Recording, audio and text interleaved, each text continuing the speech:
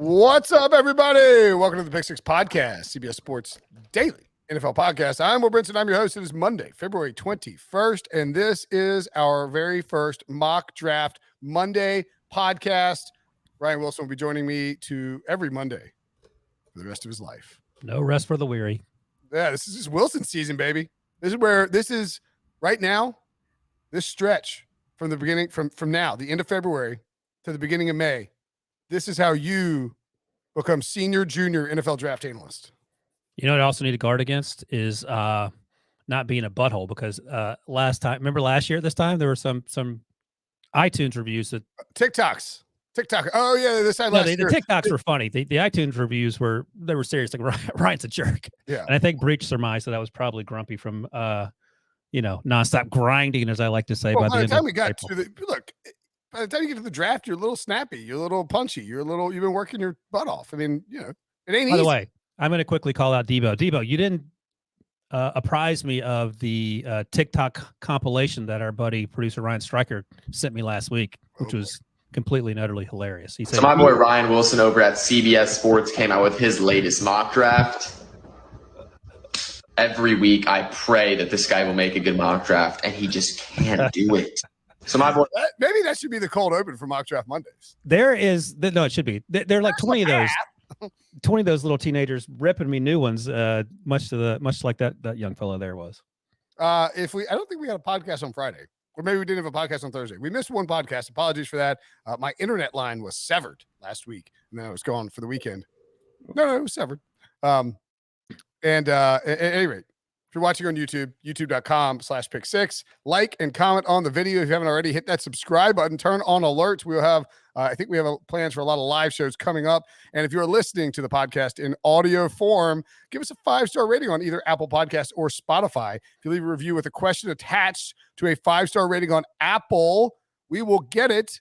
We will answer it in an upcoming off-season mailbag pod, which are frankly my favorite podcasts of the entire year, I think.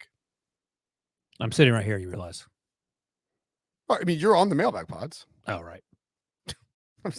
I just like that, like, we get to answer ridiculous questions from listeners. Yep. Okay. So the combine is up in 2 weeks? Starts, for me, it starts February 28th. I think that's when the players start arriving, and then they're there through March 5th or 6th, the following Saturday, Sunday. I went to the combine for like 10 straight years, and I still don't get the schedule. They keep changing it too, because now they've made a lot of the things primetime events, like literally field day for primetime. I hate it. Yeah, it's everything. I was talking to my neighbor who asked me how California was when we were at the Super Bowl, and I said, you can't beat the time change, because everything happens early, and then you're done by worst case 7 p.m. And then we can go out and have a couple of adult beverages and be in bed by 11. That's true. That's why they want to put the combine in L.A. Which is hysterical, because Sean McVay still won't go to it. That's right. The Rams don't send anybody to the combine. You know who else is boycotting the combine? The players. They might be doing it. There's a lot of tension about the NFL's bubble approach for the scouting combine in Indianapolis, the final year that it's locked into Indy. It's kind of sucks. I mean, it sucks that they're moving it to other places. Indy's awesome. Indy's a great town. There's no one. So, like, everything's close together. Yes, it's cold, but I mean, you can walk indoors to get everywhere, and it's not crowded. Good places to eat. Good people. If you move the combine to Los Angeles, it will be, and they're going to do it in LA because they want to showcase that stadium. NFL Network is based there. They're going to do that. Maybe it'll stop in Dallas first. It's going to go to LA.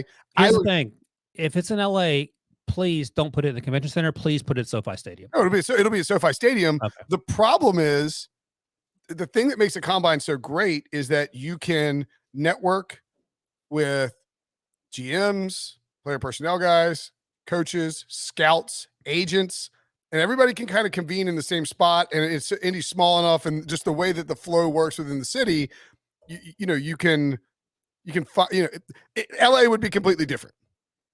If people wanted to be completely off the radar, I don't know. I just don't love the idea. You have to meet up at the Viper Room. That's the only room I know. There you go. Also, Nikki Blaine's Underground Cigar Bar. Oh my goodness, greatest place on earth. I might just go to Indianapolis anyway. Don't tell anyone. Just show up. Okay. Jason Lockenfor reports, our CBS Sports NFL insider reports that many players are planning not to go to the combine at all unless changes are made, and others will simply go for medicals but will not participate in drills. Jonathan Jones, another one of our CBS Sports NFL insiders, our good pal, both of course friends of the podcast, said JJ says agents are trying to apply pressure on the league, looking for concessions about how they approach it. And a group of agents is that represents like 130 of the top players in the draft, upset over the bubble because it does not allow the players to work with their personal support staffs at the combine. In other words, they have performance training staffs, masseuses, all this stuff. They won't be able to work with those people. And as such, what came out, Adam Schefter, I guess, basically got a summary about what the agents want sent to him and tweeted it out. Adam Schefter of ESPN, of course, that they're not boycotting it per se. They simply want, they will go and do meetings. They'll go and do medicals, interviews, but they don't want to test without having the full support of the different parties around them. And you know what? I'm fine with that. It's a weird, as Tommy Tran was, our buddy, weird flex XQ was, he texted, said that's sort of a weird flex by the NFL. And I agree with that. It's funny. I was talking to an agent about this too. And I said, so is that a big deal having to do the bench press and the drills on the same day? He goes, no, that's what they do at the pro days. Like that's not a big deal, but the agents want to make sure they have sort of, how you go all in, you sort of over ask so you can get a little something in return when you're trying to work these bargains. And that's sort of the angle that it felt like they were working according to the agent I was talking to. And he said that the big issue, and the one you just talked to, is like, why can't you have access to your workout team? Because if these guys are training at Exos or training somewhere else, they have different means in terms of warming up. They have different ways of cooling down. And if they're out there in the hallways doing it by themselves, and by the way, it's not 2020. What's up with the bubble stuff? These guys are 20 years old. Presumably they're all vaccinated. Who gives a crap? What are we doing? Yeah. I mean, I just got back, like literally, right before we recorded this podcast, got back from South Carolina where COVID does not exist. I was going to say Indiana probably isn't that much different than South Carolina, where you were, Alabama, where I was a few weeks ago. I mean, I don't know what the local laws are, but I'm not sure. It feels like the NFL are superseding the local laws for reasons that remain a mystery. Yeah, and it's particularly weird after the NFL basically got rid of COVID in the playoffs by completely changing the protocols. And I mean, 0 players tested positive throughout the entire NFL playoffs. And now the NFL is going to implement a bubble approach for draft prospects. I don't know. The whole thing is a weird flex. I don't understand the math. Yeah. And if you want people and look, no one here is saying that, screw it, don't be, like everybody should be diligent, keep practicing, what you need to do. Safe, we're all in this together. What's the local ordinances on how they should deal with COVID? It's Indiana. I would imagine it's a little less conservative than some other places like where I live in New York. And if so, why do we need a bubble for a bunch of 20-year-olds? That's all I'm saying. Yeah. If you're 65 and predisposed to getting sick, don't go to the combine. I mean, it's pretty straightforward, just like every other walk of life. Yeah, I guess I don't know what the current setup is, but yeah, I mean it looks like they're changing guidelines for school and mask mandates. So yeah, I mean, look, so they're going maskless at schools, is what you're telling me? If they're going maskless at schools, what are we doing? What are we doing with the bubble at the right? Stop it! It. Now look, there's going to be a ton of people from all over the country in the convention center walking around. I get it. But still, they can wear a mask just like LA. And we don't need a link on the. Yeah, I don't even know the truth. I don't know the impetus behind it. This from us, by the way. Like I wouldn't. Anyway, we're mad as hell. We're not going to take it anymore. I would bet that what ends up happening is either the NFL changes the schedule, or the NFL is like, actually, you know what? This is great. We don't care if anyone works out. Go work out at your pro day. What are they going to do from 8 till 10 every night? From the television standpoint, it's not ideal. I would imagine there's some broadcast rights. I mean, people are paying something to broadcast these things. Well, I think some people will still work out. Ain't no one caring about the guy that's 250 to 330 on the list of combine invites working out. Maybe they'll talk about people not working out for 3 hours. All right. Well, if that people, selfishly, I love the idea of no one working out. yeah, right. I mean, well, I would like to get some 40 times and stuff, but yeah, I get it. But I guess, I mean, you can get them at the I just don't understand what the NFL's like short-term or long-term vision is by implementing these rules. That's all I'm saying. It's very, very bizarre. So we'll update that throughout the week. I mean, you're right. From the television standpoint, the NFL will probably figure out a way to make sure that these agents. And as you point out, they didn't care about the last 2.5 weeks of the NFL season. So this is like the random call up to the booth thing that you don't like so much. This feels like a random call up to the doctor, and he's like, "Yeah, let's try this and see what happens." So I would guess either allow these guys access to their teams and say make them part. And are these guys going to do Zoom interviews? Are they going to interview at podiums? If it's a bubble, I don't know how they're going to interview. Because you can't be like, go interview with a horde of like a 300 people in a room. Throng. What do I think of? Throng. My God. Or thong. A throng of reporters from all over the country, but you certainly cannot talk to your Axios or maybe they literally bring them in those little bubbles you roll downhill in when you're a bubble boy from Seinfeld. Yeah, maybe that's how they get in there. Yeah, we're really squeezing this bubble situation to death, huh? Hey, anyway, we'll update that. We'll see how that goes next 2 weeks. They'll figure out something.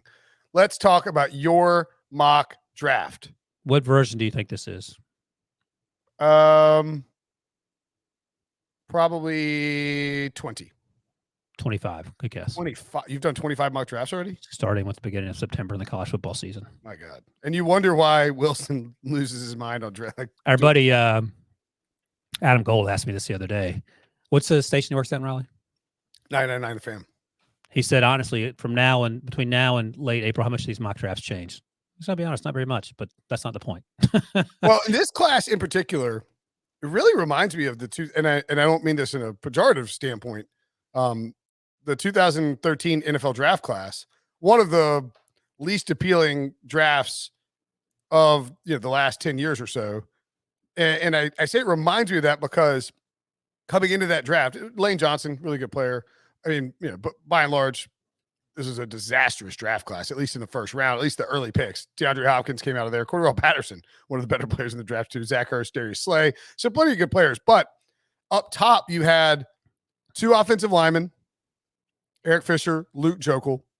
You had a hyper-athletic pass rusher out of Oregon, Deion Jordan. And then you had another pass rusher who was in the mix to be the top edge guy off the board in Ezekiel Ansah. Barkevius Mingo also up in that mix as well. But just, generally speaking, like the Chiefs were they had the first overall pick. They could not trade out of that pick. Andy Reid and John Dorsey wanted to. No one, I mean, when I say no one, I mean, like they could not have said, we will give you a 5th round pick and this 1st round pick to move down. Nobody's like, no, we don't want to move up there and pay and pick between these tackles and have to pay one a ton of money. Which comes with that 1st overall pick. Do you think that there are some similarities in that sense, Wilson? Yeah, this 2013 draft class might actually be worse. There are fewer quarterbacks because EJ Manuel went 16th, and then I think Geno Smith went 39th. And I'm going through the second round here. Oh, Lord. Like Le'Veon Bell might be one of the best players in this draft class. He went 48th and back in 2013. And I'm going I believe Mike Glennon, 3rd quarterback off the board. And you look – even in the second rounders, and 2013 is now 9 years ago. I think once next season starts, maybe 10. A lot of the second rounders out of the league. Eddie Lacy was the win the second round. I mean, that wasn't going to work.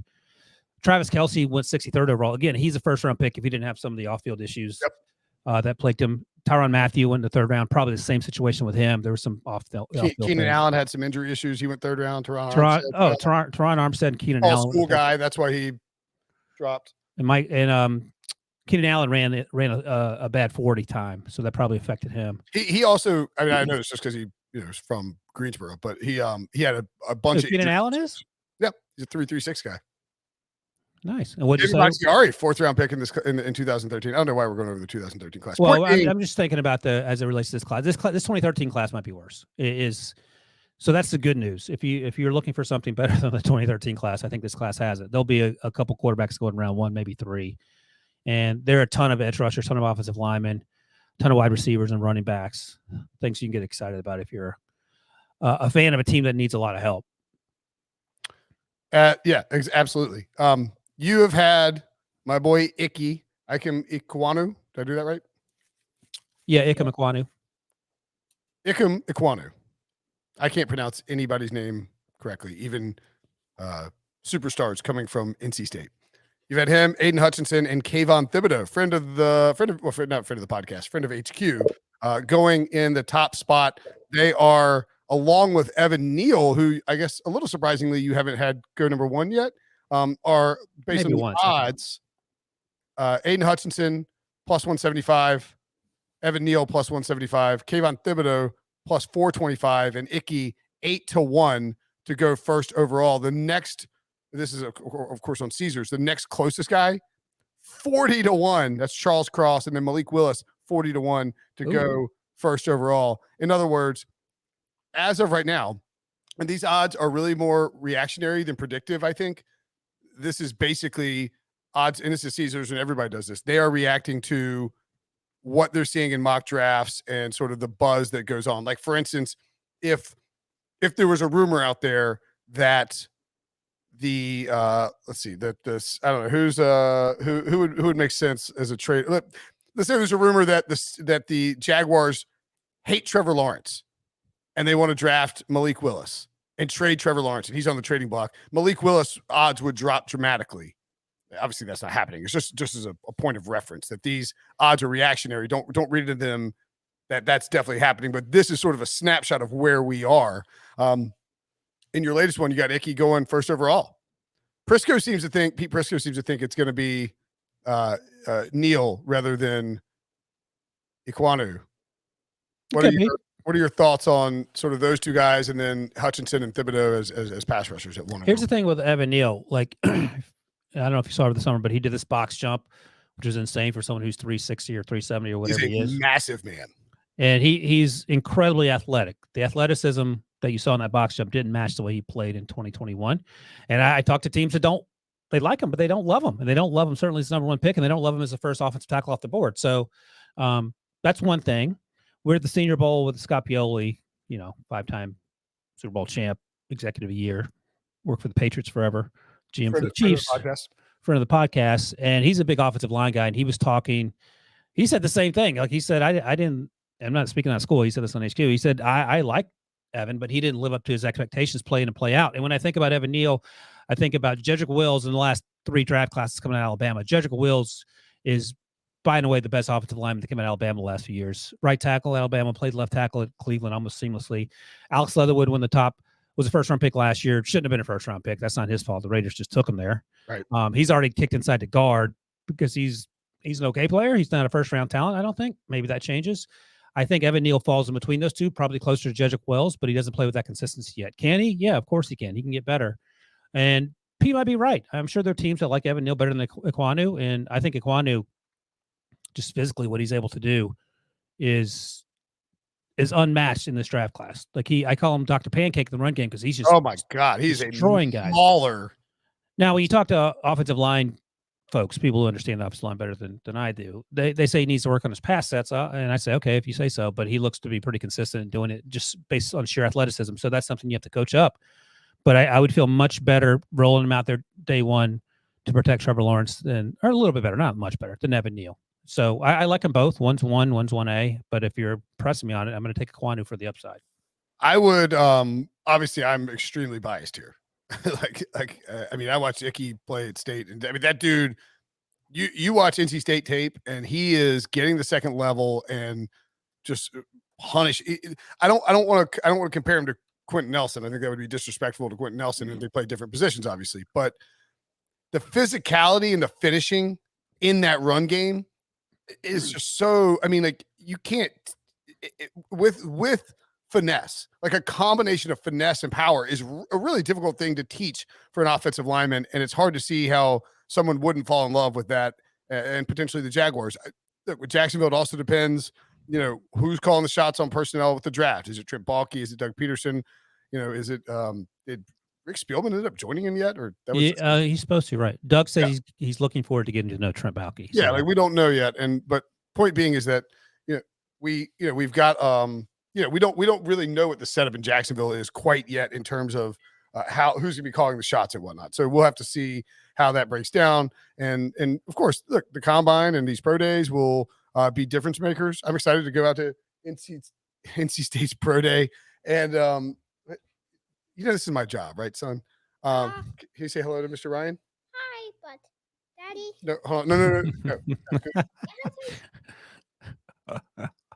Oh, he's telling secrets on air. Yes, of course. Go get him. I don't see him. They're probably in the car. Just wait till Mommy gets back. Robbie's telling secrets. Oh my God, I thought he was going to say something bad. He's like, "Can I have some Oreos?" Yeah, Robert. All right. That's a great The off season has begun. He snuck up here. He scared the living crap out of me when I looked over, and he was standing up there. More or less scared than when you almost get hit in the head by that scrim. Less. That was So really quickly on the pass rushers, Aiden Hutchinson. I tried to listen to a couple draft pods on the drive back, just so I would have some preparation. And Nice. I think Look at you have Hutchinson going number 2 to the Lions. If I had to guess, 99.9%. I'm sure there's like one mock out there who didn't do it. Or maybe I say 90% because maybe 10% have Hutchinson going first overall to the Jaguars. There's like this whole narrative. It's this blue collar, hardworking guy from Michigan, home state guy. The Lions got to get him. He likes to bite ankles.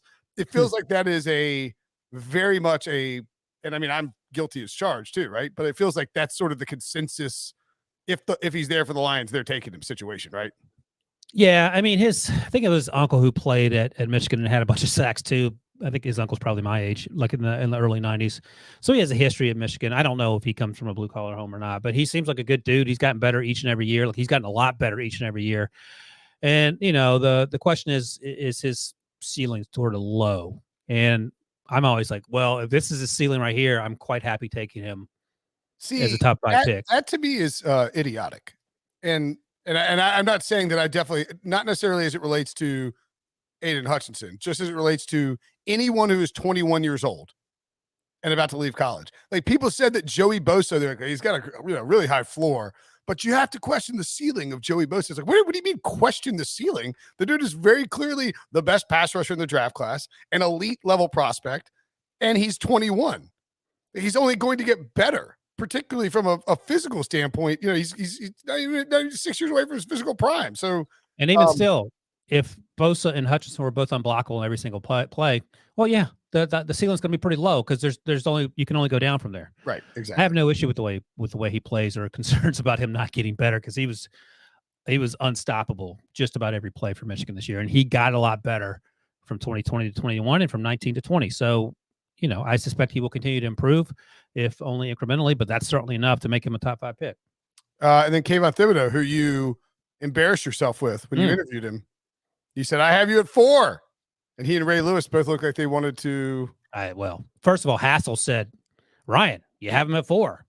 And I said, "Well, I have him going at 4 because I thought he was going to sit on the other side of the table, Chris, but thank you for bringing that up." But Ray did have a look on his face like, I cannot believe that this person who I don't know who he is just said what I thought he said. I said, "Ray, I don't know who you are. What's up?" Yeah, I'm a Steelers fan, Ray, so I don't care if I insult you too, bro. And then I jumped off the roof.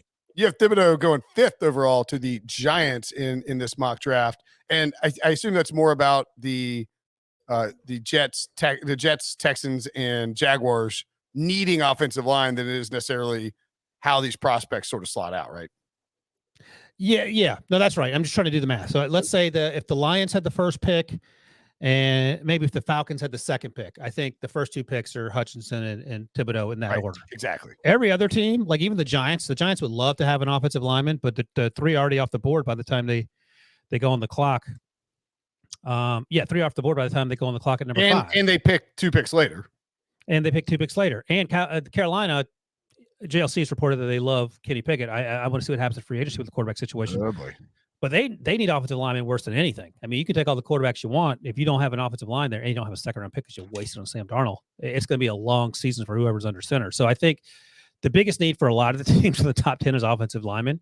And on some level, that affects Hutchinson and Thibodeau's ability to get drafted and make a little bit more money. But I think Thibodeau at 5 isn't unreasonable. And here's the conversation about Thibodeau, too. I don't know if we talked about this in LA or not, but it's certainly Hassel brought it up, which I was incredibly impressed and concerned by, but the old fire in the belly conversation. And Prisco's mentioned that. Hassel asked him about it, and he gave a very good answer. I don't remember what he said, but probably you can imagine what he might say. And I remember I texted Scott about it, and I said, so there are concerns about him playing hard and love of the game, fire in the belly.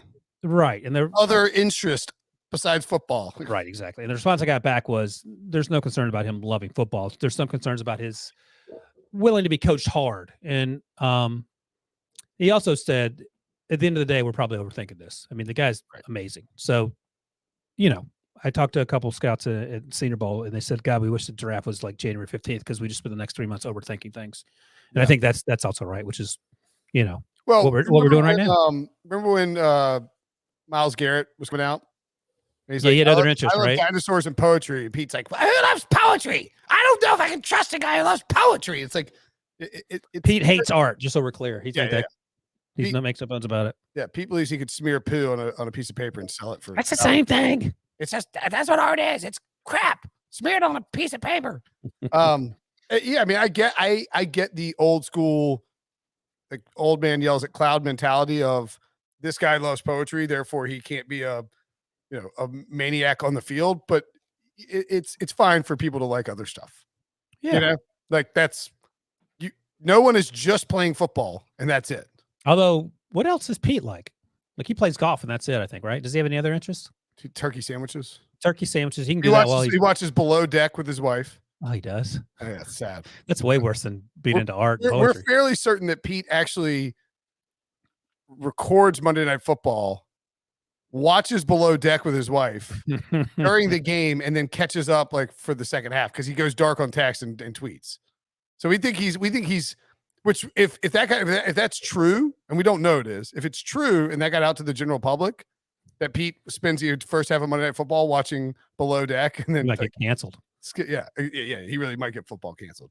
All right, let's take a break. When we come back, oh come on, Devo. There it is. Nice. If you're watching on YouTube, you can see Brinson losing his britches, almost literally at getting hit in the gourd. Thanks to Sean Wagner McBlank for putting that gift together. That was the highlight of his day last week. It's on a live show too. All right. We're gonna take a break, and when we come back, we'll talk quarterbacks in this draft class. So the quarterbacks in this draft class are not good. Okay, I take that back. This is a better quarterback draft class in 2013. Yeah, when it was EJ Manuel, Geno Smith, my boy Glennon. Was he the third? You said Glennon. He went the third round and the third quarterback off the board. Yeah, and remember, he had been recruited.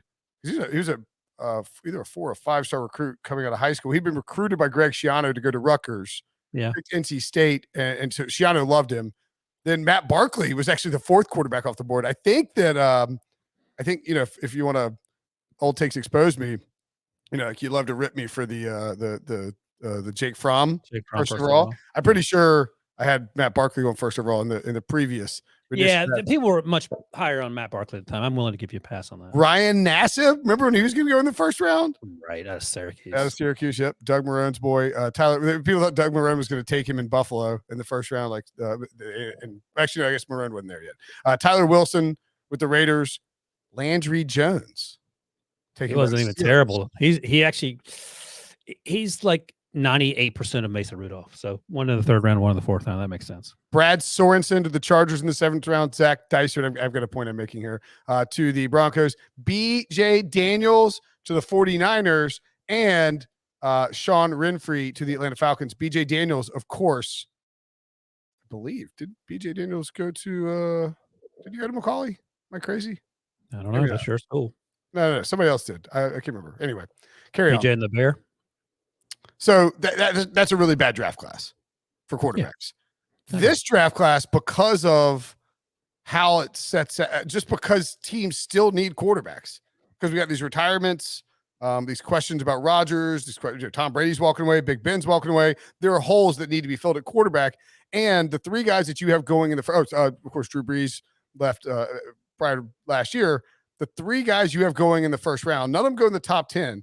Matt Corral to the Washington Commanders at 11 overall.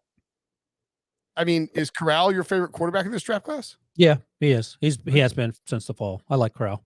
How about plays that link Kiffin offense, so that's a concern. He's only 6'1". He may be shorter than a lot of RPO stuff, right? A lot of RPO stuff. He has a good arm. He's gotten better each and every year, threw a lot fewer interceptions in 2021. I think went from 17 to 5 interceptions, something like that.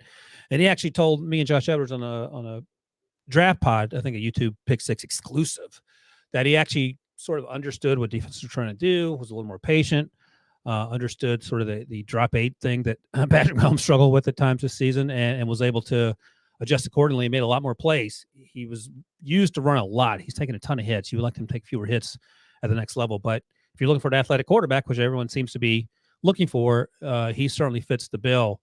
Kenny Pickett's not quite that athletic, doesn't have as good an arm.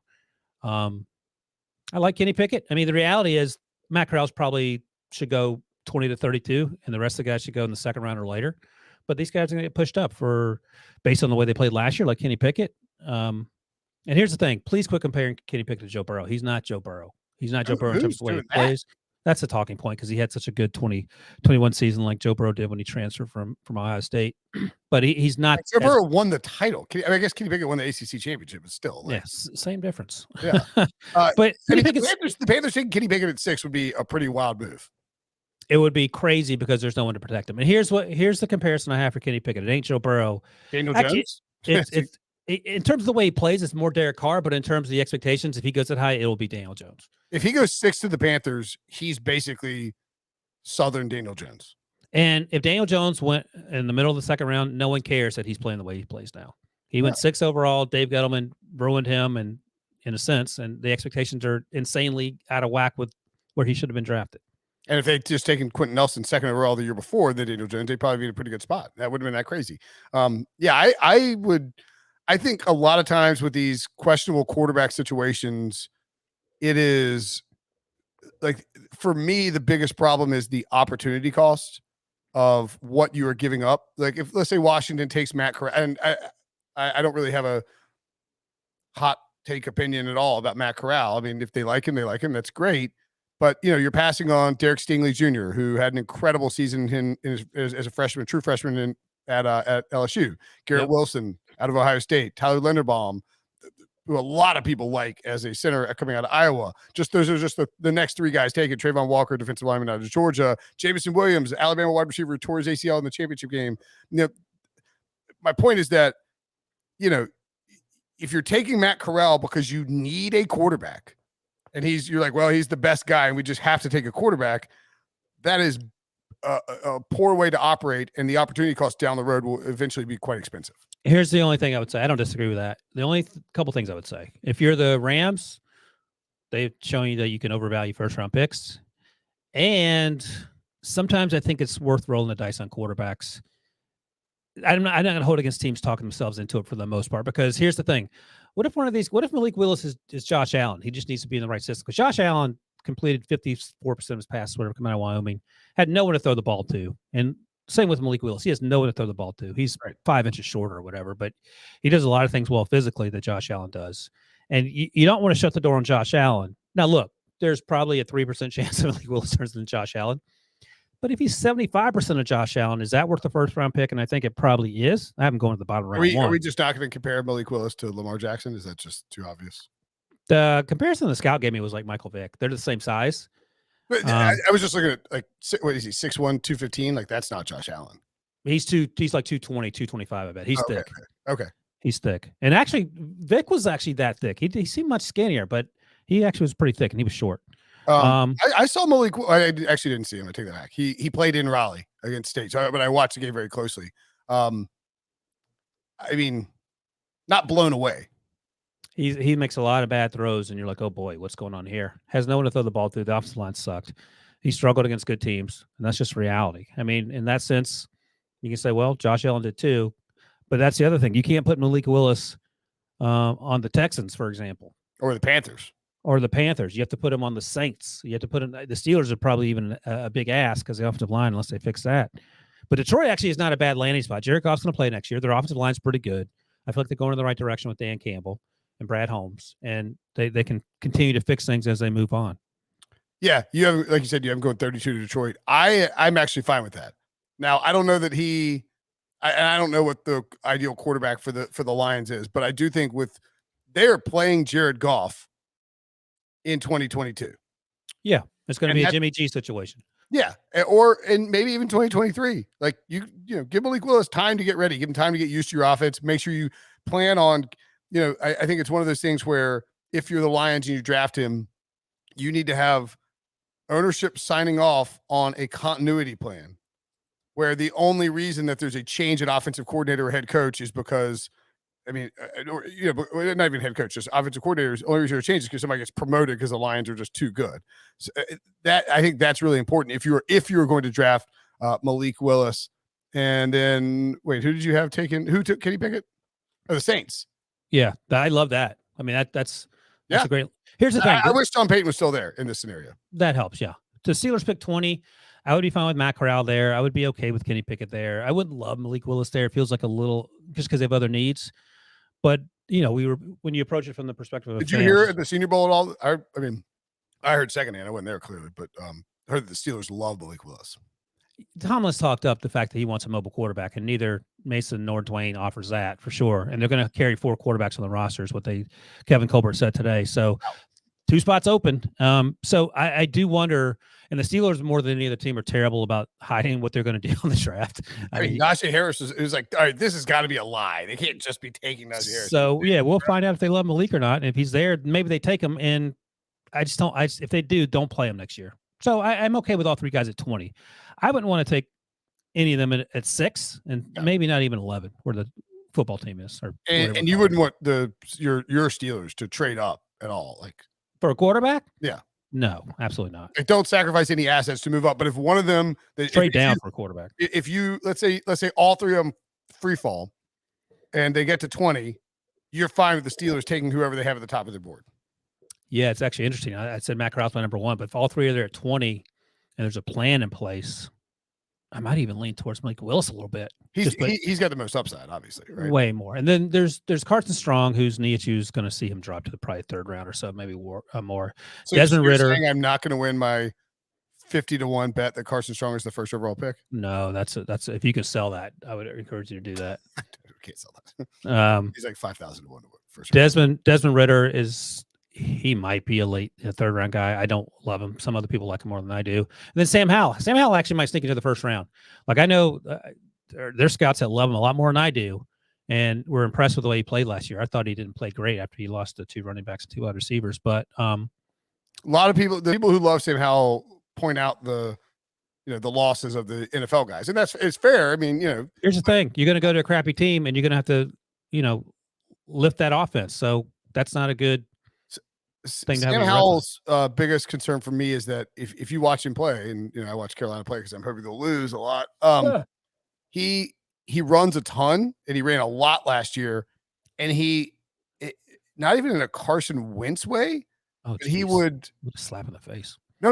I mean that like Carson Wentz would, like, Sam Howell is not big, and he would like incite contact. Like he would look to hit, like make contact and try to drag 2 or 3 guys into the end zone, which works in the ACC, I guess. That will last 3 games in the NFL. He has terrible footwork, number 1. Number 2, he's also like a one read and run guy. Yep. And I get that when your offensive line sucks, you're not trying to hang around there and get your offensive line is going to suck. And your offensive line is going to be. So those are things he has to work through. And can you coach those things out of him? It's not going to happen immediately. It might be a process, and I get all that. So yeah, we'll see. I'm warmer to Sam Howell. I still wouldn't take him in the 1st round, but that, I don't have any of the first 32 picks, so it's not up to me. Yeah, I think my opinion is probably tainted by him being. You would love me. I will say that after last year, I felt like he was going to be a top 10 pick for sure. If he played on NC State, you would be Matt Staffording that guy up like no tomorrow. Obviously, wait till you see what happens next year when Devin Leary declares for the draft. Hopefully, he stays for 1 more year after he wins the Heisman this season. The quarterback. Yes, NC State. I was actually watching NC State offense the other day. I can't remember who I was watching. Maybe it was the Pitt game or something. He was actually slinging it. Oh yeah, watching the Carolina game too. Just he's really good. Needs to get it. Not get it together in the head. Just sort of like he physically. He has as much arm talent as you'll see coming out of the draft of anybody. This is next year's draft class, but like. Just it took him a while to get the offense, but he's now playing some good football. Where is he from? Is he from North Carolina? New Jersey. Oh, man. I know. There you go. Okay. Non-quarterbacks, top 5 guys. that we haven't covered? Why do I have our website does weird things. Kyle Hamilton, you have going 6, Ahmad Gardner 7, David Ajabo 8, Jermaine Johnson the second 9, and Drake London 10. Out of those guys, who's your favorite prospect? I love all those guys. And Jermaine Johnson went to the Senior Bowl and absolutely destroyed it. He was a second-round pick for me until the Senior Bowl, and he went off. It was fun to watch. But Drake London might be the guy. I was talking to the scout over the summer, and he says, keep it on Drake London. I was like, yeah, Drake London is basically Drew Bennett for me. Like, I had watched him over the summer. I was like, I don't love him. And because he played with Michael Pittman. Michael Pittman sort of was the dude there. Yeah. Along with Amon-Ra St. Brown, who was there as well. But Drake London is legit. And he's actually better than Michael Pittman, I think. He broke his ankle towards the end of the season. But you have him as the first wide receiver taken. Yeah. Out of Olave and Garrett Wilson. Yeah. Olave didn't go in the first round. Garrett Wilson's legit too. Olave's he's not a possession receiver, but he's not as good as Garrett Wilson. All right. Well, as a quick sort of mental timestamp, and for those who might have access to any or who will see it pop up on odds boards, these props don't start coming out like right away. I think these books don't want to get crushed, so they're sort of waiting probably after the combine to start putting out odds. But maybe Drake London so Olave will be the favorite when they release first wide receiver taken. Don't even touch it. No, but I'm saying maybe there's some value here in Drake London being the first guy if he's like 5. Absolutely, Drake London value. Garrett Wilson may be up there too. Garrett Wilson. Olave will be like. This is just my guess on how it'll open it. Whatever book does it first. Olave minus 125. Garrett Wilson plus 150, and then Drake London will be like somewhere between plus 350 and plus 500. So yeah, I would put money once it comes out, and obviously you can see it. Drake London, Treylon Burks, it might be a long shot worth betting to wide receiver to Arkansas. Garrett Wilson, see what it looks like, and Jameson Williams, who has the ACL now. He's the first guy taken without the ACL injury, right? It's close. I mean, he's explosive. I still like Drake London a little better. Okay. I might like Garrett Wilson. They're close. There are a lot of good guys. There's no Jamar Chase in this draft class. Right. Like Drake London is basically Michael Pittman, but I think I like him a little better. He's he's huge. He can run, contested catch guy all day long. Garrett Wilson reminds me of Odell Beckham. So if you think that's good, I have him going to Cleveland too, which is sort of funny. Jameson Williams he's skinny, but he'll run by you all day long. Actually, one of the draft podcasts I listened to, I haven't just I was driving and just trying to find a podcast to listen to and trying to piss off my wife. But it was the Ringers draft pod show. With Dane and no, that's the Athletic. Oh, the Ringer. Who Ringer does the Ringer? It's Danny Kelly. Oh, Danny, yeah. And a friend of the pod, Danny Kelly. Friend of real life, Danny Kelly. Does Ben Solak do that too? And Ben Solak, yeah, I love Solak. Yeah, they're both great. But what I think they had a Garrett Wilson, Olave. I mean, Garrett Wilson, OBJ comp. Oh, they did. Yeah, and they're like this, and they sent him to Cleveland. It was sort of like the FU to Cleveland. So yeah, that seems funny. like a viable situation. But yeah, it was a good pod. Those are good. Those are two good dudes. Yeah, two very good dudes. And anywho, okay, so that's the wide receiver chat. We'll have much more of that, I'm sure, down the road. In the meantime, watch Ryan Wilson on TikTok. Watch him on CBS Sports HQ. He will be on there a lot in the next few months. A lot. And you will be in the combine. We're doing live shows from the combine, or I don't know. We'll figure something out. At any rate, follow him on Twitter at Ryan Wilson CBS. Read his mock drafts. Talk to you later, buddy.